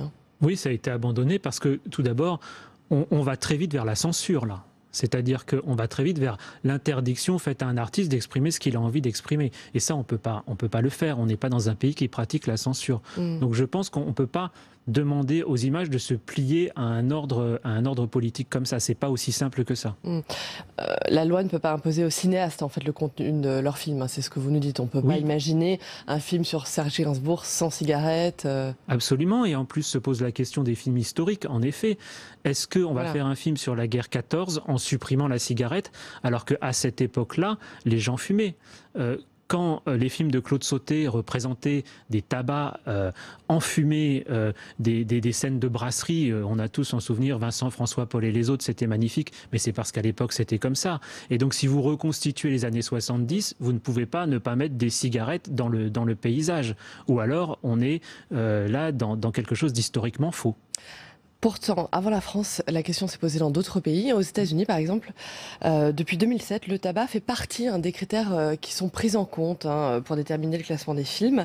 Désormais, si le tabac est trop valorisé dans un film, il peut être interdit au moins de 16 ans ou de 17 ans. C'est ce qui existe dans le cinéma américain. Oui, alors ça, c'est une autre question. C'est-à-dire qu'on n'interdit pas aux gens de mettre du tabac dans les films, mais on juge que l'accès à ces images-là doit être limité. Mais c'est tout à fait autre chose que de limiter la représentation à l'écran. Là, on agit sur le film une fois terminé et sur les spectateurs. Ça, pour moi, c'est une autre question. Et puis, il y a toute la question de jusqu'où aller dans cette censure. Est-ce qu'il faut interdire tout alcool au cinéma, tous les films violents, les films sur la guerre? On peut aussi parler des dessins animés qui ont parfois des images très violentes. Oui, absolument. Mais d'ailleurs, on a fumé dans les dessins animés. Hein. Vous vous souvenez, les Tex Avery où il y avait ce gros chien qui fumait. Lucky Luke qui fumait et qui a remplacé par un brin d'herbe, enfin un brin de paille, sa cigarette. Donc bien sûr, mais la vraie question au fond, c'est la cigarette dans le monde réel. C'est-à-dire que là, on est en train de parler de la cigarette dans un monde fictif, c'est-à-dire dans un monde où la cigarette ne donne pas le cancer. Le vrai problème, c'est d'agir sur les gens. C'est-à-dire que le vrai problème, c'est de ne pas fumer devant ses enfants, par exemple. C'est un problème bien plus grave pour le tabac que de savoir si les gens vont fumer dans les films ou pas. C'est en fait tout le débat sur la liberté, la création artistique, et la censure n'a pas lieu d'être dans ce débat-là. Absolument, et surtout le débat de qu'est-ce qu'une image. Est-ce que l'image du tabac, c'est du tabac? Non, c'est l'image du tabac. Très bien, merci Adrien Gombaud. Et je rappelle juste la sortie de votre livre cette semaine, 30 secondes en Arizona. Merci beaucoup. Merci beaucoup. Merci à vous. 2 jours après le congrès du parti présidentiel qui a consacré Christophe Castaner comme délégué général de la République En Marche, la question de son maintien au gouvernement toujours en suspens. On attend un mini remaniement avant mercredi. Christophe Castaner était interrogé ce matin par nos confrères de France Inter. Et l'actuel secrétaire d'État aux relations avec le Parlement reste flou sur sa situation. On l'écoute. L'usage, la Constitution prévoit que c'est le Premier ministre qui en parle avec le Président de la République et ils décident ensemble. Et donc, ne soyez pas impatients, vous verrez dans les heures ou des jours qui viennent le remaniement. Ensuite, moi je crois à l'engagement, il faut être à la bonne place. Emmanuel Macron, il a toujours choisi les personnes dans ce gouvernement, non pas en fonction d'une dette, non pas en fonction de leurs demandes, mais parce qu'ils avaient le sentiment qu'ils étaient à la bonne place. Donc je leur fais totalement confiance à Édouard Philippe et à lui pour décider de qui devra me remplacer dans mes fonctions, dans une fonction. Vous trouvez, donc ça n'est pas baroque pour vous de rester au gouvernement tout en étant patron de parti? Non, parce que je ne serai pas patron d'un parti et qu'on n'est pas dans une logique de cumul. Je vous rappelle que c'est un engagement militant, bénévole et qu'au fond, faire de la politique quand on est dans un gouvernement, c'est pas un gros mot non plus. Et on retourne salle des conférences où nous attend Tam Tranui avec son invité. Lui aussi, il a été en charge des relations avec le Parlement. C'est le sénateur des Hauts-de-Seine, Roger Karoutchi. Oui, Roger Karoutchi, vous qui connaissez bien cette fonction, peut-on rester ministre des Relations avec le Parlement et devenir délégué général d'En Marche pour vous? Moi, je considère que le fait que Castaner reste au gouvernement, ça ne pose aucun problème. Dans le passé, on a eu des présidents de parti, François Bayrou, d'autres, qui ont été ministres en même temps. Donc il y a zéro problème. Nicolas Sarkozy, il y a zéro problème. On peut être président de parti et ministre, les choses se font. Chargé des relations avec le Parlement, c'est quand même une fonction qui vous oblige à être en liaison constante avec les présidents de groupes d'opposition, à discuter, à négocier, à répondre aux questions d'actualité, où on ne sait pas bien si c'est le membre du gouvernement, le président du parti qui va répondre. C'est un peu délicat. Moi, je trouve que, c'est pas à moi de décider, mais que Castaner reste ministre, zéro problème. Peut-être sur un poste moins exposé politiquement par rapport à l'opposition serait plus cohérent et plus facile. Maintenant, c'est le président de la République qui en décidera. Vous avez eu un message assez ironique sur Twitter sur le suspense insoutenable qui a accompagné cette élection. Vous trouvez que ça a manqué un petit peu de démation, cette élection de Je ne veux pas gérer, je ne veux pas m'occuper des questions d'En Marche, j'ai assez avec les Républicains. Je trouve que pour un parti qui, à peine créé, a fait la leçon à tous les autres sur leur manque de démocratie, sur leurs erreurs, ils avaient raison d'ailleurs sur le fond, en disant on va faire de la démocratie de proximité, de la démocratie au quotidien, n'avoir qu'un candidat élu à main levée, bon, mais s'il y en a qu'un, il y en a qu'un. Je trouve que ça valorise pas la démocratie interne à En Marche. Je suis sûr qu'il y aurait pu avoir 2-3 candidats, quitte à ce que Castaner soit élu très largement à 80%. Mais ça va être le cas pour les Républicains. Ça, je vous dis pas qui va être élu. J'espère que c'est mon candidat Laurent Wauquiez qui gagnera, et je pense dès le premier tour. Mais il y a une campagne. Les autres candidats font campagne, font des réunions publiques. On verra à l'arrivée. Un mot sur les constructifs qui vont constituer leur propre parti. On connaît déjà son nom, ça sera Agir. Il devrait être annoncé d'ailleurs juste avant l'élection probable de Laurent Wauquiez. Qu'est-ce que vous pensez de la constitution de ce parti? Chacun est libre. Moi, je ne suis pas de ceux qui jettent les anathèmes parce que je trouve que ça ne sert à rien, que tout ce qui divise à droite ne sert à rien. Admettons que la création, voilà, c'est ce que j'allais dire, la création de ce parti politique qu'on avait envisagé au printemps. C'est-à-dire que moi, j'ai des souvenirs de déclarations de constructifs au mois de juin, disant on va créer une formation politique.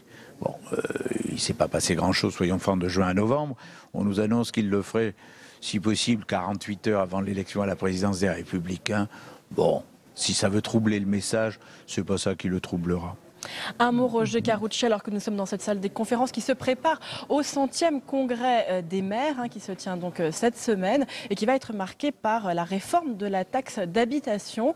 Est-ce que vous vous joignez, bien sûr, à ces sénateurs, les Républicains, qui estiment qu'il y a une rupture d'égalité au sein de la réforme qui est annoncée? Naturellement. La taxe d'habitation, c'est la principale ressource décidée, avec les taux décidés par les mairies. On nous dit, compensation par l'État, on sait ce que ça veut dire. La première année peut-être, la deuxième année on verra, et la troisième année, il n'y a plus d'argent dans l'État, donc il n'y a pas d'argent pour la compensation. Donc déjà, vous mettez à mal une fois de plus l'autonomie financière des collectivités.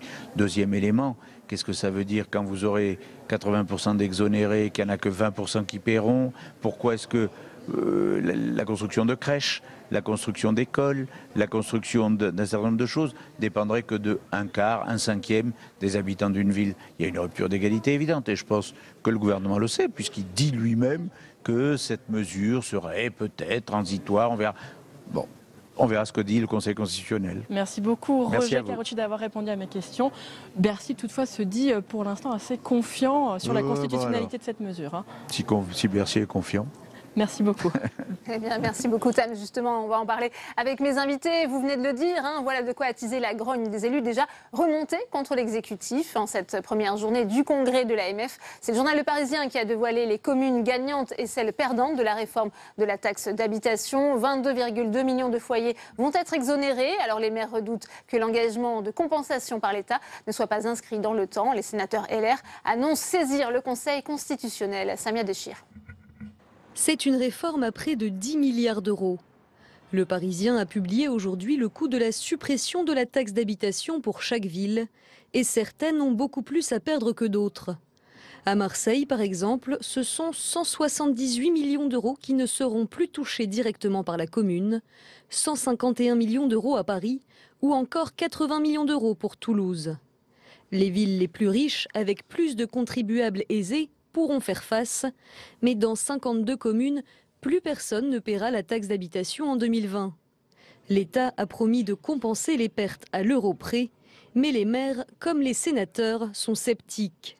Chaque fois que l'État propose de se substituer à un prélèvement, à une taxe, on sait ce qu'il en est. La première année, bon an, mal an, on est presque à l'euro. Et puis, les années passant, tout ça s'effiloche, et puis les collectivités perdent au change. Ça a été le cas à chaque fois.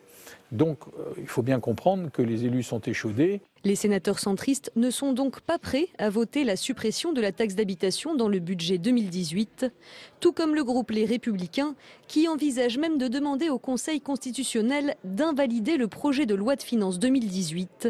Les sénateurs de droite estiment en effet que la suppression de la taxe d'habitation est inconstitutionnelle, car elle crée une inégalité devant l'impôt entre les 80% de Français exonérés en 2020 et les 20% qui continueront à la payer.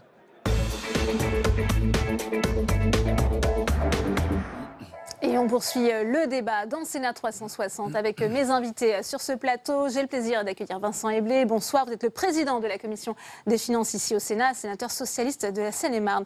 Alain Juandet est également avec nous. Bonsoir, vous êtes sénateur Les Républicains de la Haute-Saône, secrétaire de la Commission des finances. Jean-Philippe de Rosier est également avec nous. Bonsoir, vous êtes constitutionnaliste, professeur de droit public à l'Université Lille 2. Et enfin, j'accueille Vincent Delahaye. Bonsoir, vous êtes sénateur centriste de l'Essonne, vice-président du Sénat, par ailleurs également membre de cette commission des finances. Vincent Eblé, on voit bien que cette mesure qui pourrait être favorable aux contribuables, 22,2 millions de foyers vont être exonérés, inquiète les élus. Alors quel est votre regard sur cette réforme? C'était une promesse d'Emmanuel Macron, je le rappelle. Promesse peut-être, mais les élus jugent en fonction d'une longue durée. et ils ont été échaudés par de nombreuses réformes qui, depuis plusieurs dizaines d'années, sont venues impacter leur capacité budgétaire. Moi, je pense que le moment est venu, dans un système fiscal territorial qui est extrêmement complexe, extrêmement touffu, d'une réforme, d'une remise à plat. Parce que c'est très bien... Ça, le gouvernement l'a annoncé, hein, ça sera fait, ça va s'inscrire dans une réforme de la fiscalité locale. Encore faut-il le faire, et pas par des réformes comme celle-ci. Parce qu'on nous propose finalement de modifier les choses à la marge. On va avoir l'État qui va se substituer au contribuable et qui va payer à la place du contribuable vers les comptes des collectivités locales. Mais où est demain la possibilité de remettre à plat la richesse des communes quand on les compare les unes avec les autres? J'ai ici les tableaux. Pour ce qui concerne mon département, vous avez dit que le Parisien les avait publiés. Ils viennent précisément de la commission des finances du Sénat, ces tableaux. Et donc, la question, c'est celle de la différence entre les communes. Nous avons des communes où vous avez 90% et plus de la population qui va être exonérée de la taxe, et d'autres où c'est moins de la moitié, parfois moins de 40%, des contribuables. Et donc, moi je considère qu'il faut attribuer aux communes une dotation en fonction de leurs charges, qui les place dans un système d'équité, en fonction de leurs charges de population, charges de territoire. On connaît ces montants, on peut les calculer de façon consolidée et attribuer des dotations. Grosso modo, c'est ce que font un certain nombre de nos grands voisins, par exemple l'Allemagne. On a beaucoup d'élus qui réclament un pouvoir fiscal. Réclamer un pouvoir fiscal quand on est à la tête d'une collectivité, ça veut dire garder la possibilité de prélever sur son territoire une richesse. Si on en a beaucoup, on peut voter des taux très bas, on a un produit fiscal élevé.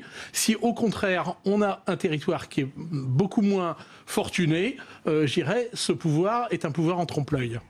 Effectivement, les communes les plus riches s'en sortent mieux. Ça crée de la discrimination fiscale, cette réforme, selon vous? Oui, c'est clair que la réforme n'est pas aboutie. Je partage les propos du président de la commission des finances. Et moi, je replace ça dans un contexte plus large.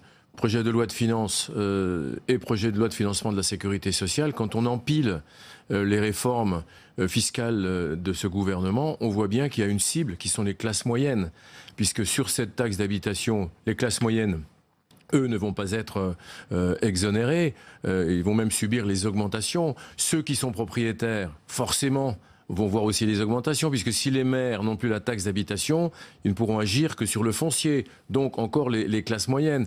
Les retraités les plus aisés, mais qui sont dans les classes moyennes, qui ne sont pas très riches, vont voir leur CSG augmenter. Donc on a tout un système qui est en train de se mettre en place, assez confus d'ailleurs, parce qu'on ne comprend pas très bien véritablement qui gagne, qui perd. Et je suis aussi d'accord pour dire que l'heure est quand même venue d'une réforme plus globale, mais pour ça il faut prendre du temps, et on voit bien que ce qui nous arrive de l'Assemblée nationale n'est pas fini, n'est pas complet, et en tout cas manque beaucoup de cohérence. Les sénateurs vont travailler à cette cohérence aussi dans l'urgence, parce que ce budget nous arrive et en tout cas on a besoin d'un peu de temps pour y voir clair et pour faire une réforme qui soit juste surtout et qui donne une meilleure contribution à chacun. Il n'y a pas de raison dans une commune que certains vont financer les écoles et les terrains de sport et pas les autres. Vous savez que dans certaines communes, dans la ruralité, il risque d'y avoir plus que 1 ou 2 ou 3 foyers fiscaux qui vont payer la taxe d'habitation. Ouais. L'ensemble des autres vont être exonérés. C'est quand même une réforme plutôt curieuse. Vincent Delahaye, est-ce qu'il y a un risque aussi pour les communes de perdre avec cette réforme leur autonomie fiscale? Bien entendu, c'est pour ça que les élus sont unanimes, droite à gauche, pour dire, et surtout quand on est un élu local, on sait l'importance de la taxe d'habitation, on sait le lien que l'on a avec l'habitant aussi. Quand il nous demande des services, on peut lui dire, on va être obligé d'augmenter votre taxe d'habitation. Demain, ça ne sera plus possible. Ça sera plus possible de discuter comme ça avec le citoyen. Donc, moi, je ne suis pas contre, au contraire, une réforme globale. Elle est très difficile à mettre en œuvre. Elle va être très compliquée à faire accepter. Mais au moins qu'on la présente avant. Moi, je ne suis pas pour des chèques en blanc. Moi, je ne suis pas pour nous dire, on vote aujourd'hui et demain, on va vous présenter une réforme. Donc, on nous la présente avant, je suis d'accord. Moi, je comprends la volonté du chef de l'État de tenir ses promesses. C'est normal. il voulait distribuer du pouvoir d'achat, puisque la suppression de la taxe d'habitation, c'est pour distribuer du pouvoir d'achat. On peut être d'accord ou pas d'accord, d'ailleurs, sur la nécessité de distribuer du pouvoir d'achat, mais si on veut le faire, on peut le faire aussi par... Certains contribuables s'en réjouissent quand même, ça représente bien entendu, une part importante de leur budget, cette taxe d'habitation. Vous allez vous en réjouir, moi je vais m'en réjouir si je paye moins. Je ne pense pas que je vais payer moins, mais si je payais moins, je serais content. Bien entendu, c'est normal. Mais par contre, moi je suis pour un crédit d'impôt basé sur 30%, puisque c'est 30% cette année de la taxe d'habitation N-1, on fait un crédit d'impôt, on distribue de cette façon-là avec une limite de revenus identique à celle qui est prévue par la réforme. C'est un amendement qu'on va déposer au groupe Union Centriste pour proposer au gouvernement une porte de sortie en attendant une réforme globale qui maintiendra le lien entre le contribuable local et la collectivité. Parce que ça me paraît très important. Jean-Philippe Derosier, on sait aussi que les sénateurs Les Républicains vont saisir le Conseil constitutionnel. Ils dénoncent bien une rupture du principe d'égalité des citoyens devant l'impôt. Ont-ils des chances d'obtenir gain de cause ? Je ne suis pas le Conseil constitutionnel, donc je ne peux pas vous donner. Mais vous êtes constitutionnaliste et vous allez nous éclairer. Non, si, j'en suis loin. Mais premièrement, le premier élément qui me vient à l'esprit, c'est que, et ça a été dénoncé par de nombreux responsables politiques, la taxe d'habitation est l'impôt le moins juste de France. Parce que il frappe presque tout le monde, tout le monde est obligé d'habiter quelque part et presque indépendamment des richesses, tout le monde est concerné. Et ça, effectivement, il y a une injustice. Alors, on veut le supprimer, ça irait dans le bon sens. Mais alors, comme on pouvait en discuter juste avant ce plateau, pourquoi le maintenir pour 20% seulement ? C'est une première incohérence plus politique que juridique. Sur le plan du droit, le dispositif précis n'est pas encore connu parce qu'il peut évoluer, il va peut-être y avoir des amendements qui vont être déposés, mais sur le strict plan du droit constitutionnel financier, il n'y a pas véritablement d'argument, me semble-t-il, qui s'opposerait sur le principe de le supprimer ou de le diminuer, de le maintenir pour les plus riches. D'autant que beaucoup de Français sont déjà exonérés de cette taxe d'habitation. Il y en a qui sont exonérés, beaucoup, je ne sais pas, mais voilà, il n'y en a pas énormément, il y en a beaucoup plus qui sont exonérés de l'impôt sur le revenu que de ceux qui sont exonérés de la taxe d'habitation. Donc là, c'est pour frapper les plus riches, alors effectivement, sur les classes moyennes, qui sont toujours l'éternelle cible d'Emmanuel Macron. En revanche, là où moi je vois une difficulté constitutionnelle, c'est celle qui a été évoquée tout à l'heure par les sénateurs, c'est au niveau des collectivités territoriales. La Constitution prévoit, en son article 72-2, que les collectivités territoriales doivent avoir des recettes fiscales et des ressources propres à raison d'une part déterminante de leur budget. Or, la taxe d'habitation est à elle seule presque une part déterminante de leur budget. Et si on leur supprime ça, ça va devenir une dotation de l'État, une compensation par dotation de l'État. Ce ne sera plus, au sens strict, une ressource propre. Si bien qu'à ce niveau-là, ça peut soulever des difficultés constitutionnelles. Mais l'on sait que le Conseil constitutionnel a généralement une interprétation assez stricte et restrictive de cette libre administration des collectivités territoriales, rechigne généralement à censurer des dispositions législatives qui iraient à son encontre. Donc, je ne suis pas le Conseil constitutionnel et je ne peux pas vous donner de réponse ferme et tranchée. En revanche, l'angle d'attaque me semble être davantage celui-ci sur les collectivités territoriales que celui-là, c'est-à-dire sur la rupture d'égalité des citoyens et des contribuables. Alain Joyandet, ça a été rappelé, Bercy commence à déminer en disant, voilà, beaucoup de gens sont exonérés et puis c'est une mesure transitoire. Dans 3 ans, plus personne ne la paiera, cette taxe d'habitation. Oui, mais enfin, quand on passe de 20% de personnes exonérées à 80%, ça change quand même un peu les choses. Puis alors, on annonce aussi une suppression totale, ce qui n'est pas tout à fait vrai. Parce que ce que ne savent pas nos concitoyens, d'abord, il y en a 20% qui vont continuer à payer. Ils vont payer 20% vont payer la même chose que 80%. Puisqu'en gros, les 10 milliards d'exonération vont être payés par les 20% qui restent. Mais ce que ne savent pas non plus les gens, pour bien comprendre, parce que c'est populaire de dire on supprime ou on baisse la taxe d'habitation, c'est populaire. Donc pour nous qui sommes ici les défenseurs des collectivités territoriales, c'est pas vraiment facile de dire on va revenir sur cette affaire-là. Mais c'est tellement alambiqué, c'est tellement compliqué. Par exemple, concrètement, quand le maire va décider d'une augmentation de sa fiscalité en 2018 ou en 2019, eh bien le citoyen va recevoir une facture de l'augmentation. C'est-à-dire que la réforme est basée sur 2017. Celui qui payait 1 000 € de taxe d'habitation en 2017, si la taxe d'habitation passe à 1 100 €, eh bien, le contribuable va recevoir une facture de 100 € parce que l'État s'est engagé à compenser sur les bases de 2017. Vous voyez que c'est une réforme qui n'est pas du tout aboutie. Notre devoir à nous, représentants des collectivités, c'est d'essayer d'améliorer le texte parce qu'au fond, on ne peut être que pour la baisse des impôts. En même temps, il y a quand même la hausse de la CSG. Et puis, précisons quand même que la hausse de la CSG, c'est 100% de la hausse tout de suite. Et puis, les baisses, c'est sur 3 ans. Donc, tout ça, c'est quand même une espèce de mélange des différentes réformes très compliquées. Nous, les sénateurs, on est obligés, parce qu'on doit ici regarder l'indépendance de nos collectivités territoriales, de faire un travail un peu difficile pour pas tout découdre, pour essayer de rendre les choses plus justes, et en ayant conscience que quand on s'attaque à un dégrèvement de taxes d'habitation, c'est pas forcément un travail populaire. Vincent Eblé, est-ce que les voix socialistes pourraient s'ajouter aux voix des sénateurs républicains ici pour cette saisine du Conseil constitutionnel? Je ne le crois pas. Je pense que pour ce qui nous concerne, nous allons, j'irai, engranger le bénéfice pouvoir d'achat pour de nombreux Françaises et Français, puisque chacun en convient, cette taxe d'habitation, elle s'appuie sur des bases qui sont les valeurs locatives que nous avons été dans l'incapacité de réformer en raison de la difficulté à faire ce travail.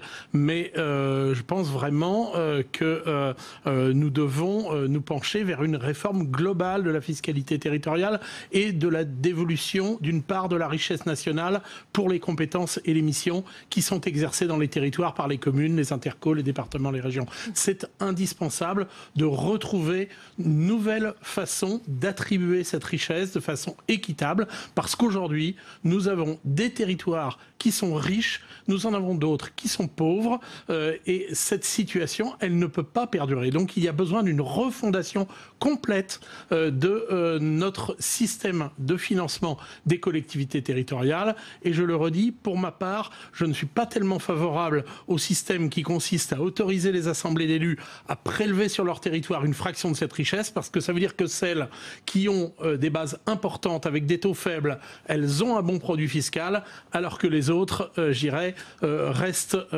d'une certaine façon, mises à l'écart de la richesse nationale. Donc il faut une règle de dévolution qui soit néanmoins inscrite en quelque sorte dans le marbre, de telle façon que ce ne soit pas l'État qui assure par une régulation chaque année, un ajustement de ces sommes, et qui se serve au passage, car son propre budget est en situation difficile, bien plus d'ailleurs que celui des collectivités territoriales. La dette de l'État sert à payer des charges de fonctionnement, alors que les collectivités n'empruntent que pour financer leurs investissements. Donc déjà, c'est une différence considérable. Vincent Delay, ensuite je redonne la parole à Alain Joyandet.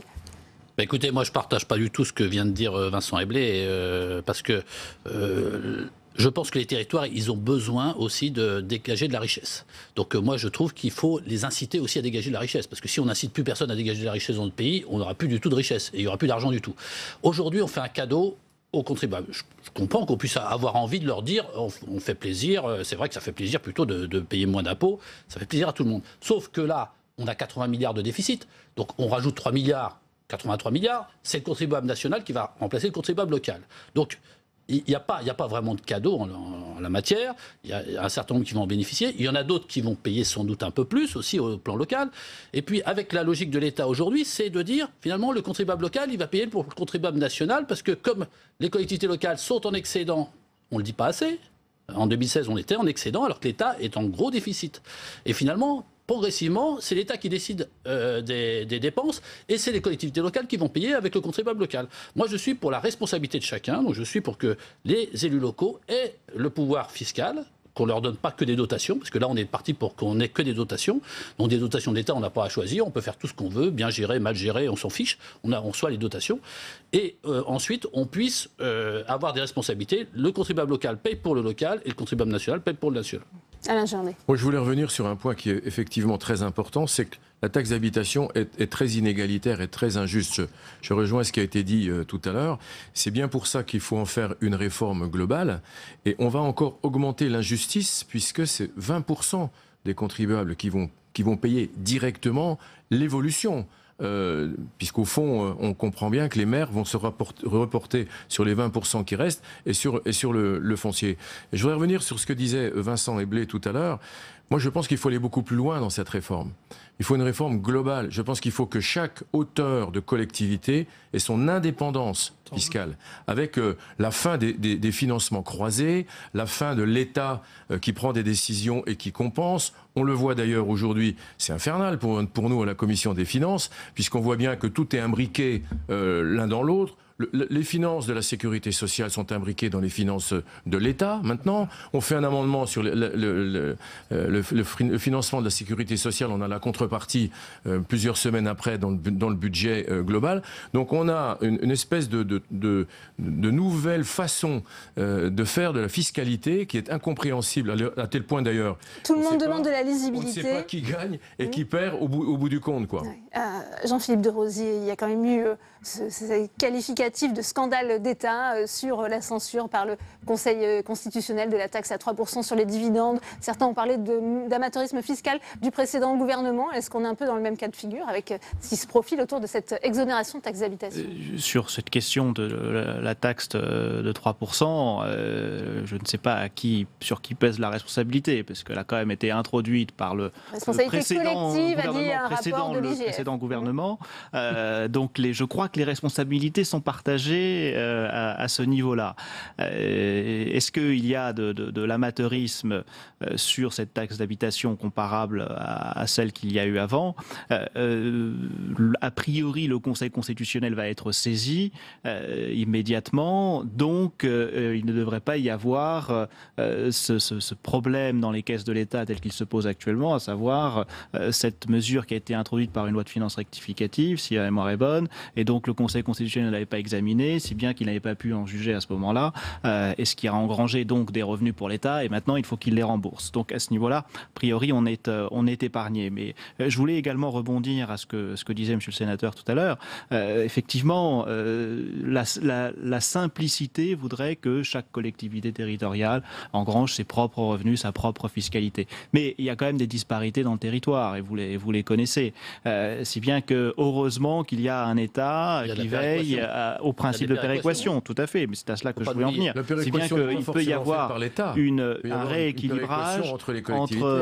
rééquilibrage entre les collectivités pour éviter que si on fait une taxation, ne serait-ce que la taxe d'habitation, les collectivités les plus peuplées vont générer plus de revenus que celles qui sont moins peuplées. Si demain on taxe par exemple le capital des entreprises avec une part qui reviendrait aux collectivités territoriales, celles qui sont économiquement plus tournées vers le développement économique vont générer plus. Donc il faut qu'il y ait à ce niveau-là un rééquilibrage. En revanche, là où je partage le souci, je crois, commun autour de cette table, c'est qu'il faut qu'il y ait une réflexion plus globale sur la fiscalité des collectivités territoriales et leur autonomie fiscale par rapport à l'État qui, chemin faisant, va diminuant. Vincent Eblé. Oui, sur la question de la péréquation, c'est finalement un système correctif qui vient révéler qu'il y a une grande inégalité de la répartition des richesses sur le territoire. Donc encore une fois, si on laisse chaque collectivité dans son périmètre prélever de la richesse par différents dispositifs fiscaux, on ne touche absolument pas aux inégalités de richesse et aux inégalités de répartition de cette richesse entre les différents secteurs de notre pays. Donc c'est la raison pour laquelle moi je m'oriente, vous l'avez compris, plutôt vers un système de dotation, mais à condition en effet que l'État ne révise pas ce système de répartition de la dotation à chaque instant et j'irais en prenant sa part en prélèvement au passage, parce qu'alors c'est la peau de chagrin pour les collectivités. Nous avons dans les collectivités des compétences. Il nous faut des moyens en face pour les assurer convenablement. Et stabilité. Évidemment.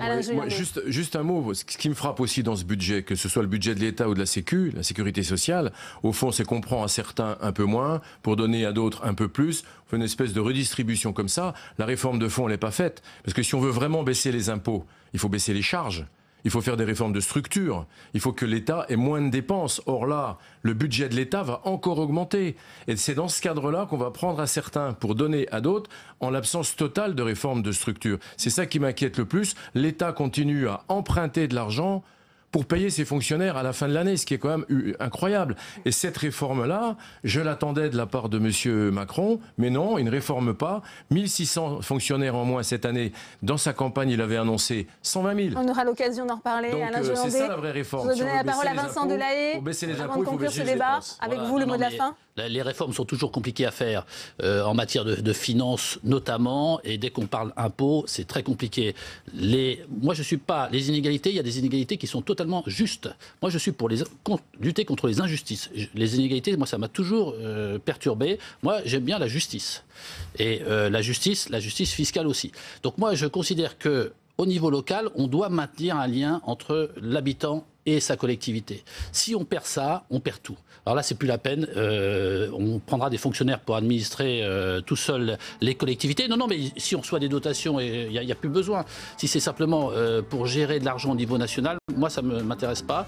Donc moi, j'attends une réforme globale avant de voter quoi que ce soit de modification. Eh bien, merci Vincent Delahaye, merci à vous Vincent Eblé, merci Alain Joindet, merci Jean-Philippe Desrosiers. Les débats sur le projet de loi de finances qui commencent un jeudi à 11h au Sénat s'annoncent donc animés. C'est la fin de cette édition. Merci à vous de l'avoir suivi. Vous pouvez la revoir ou en savoir plus sur notre site internet publicsénat.fr. Bonne soirée et à demain, horaire exceptionnel, notez-le, 17h30.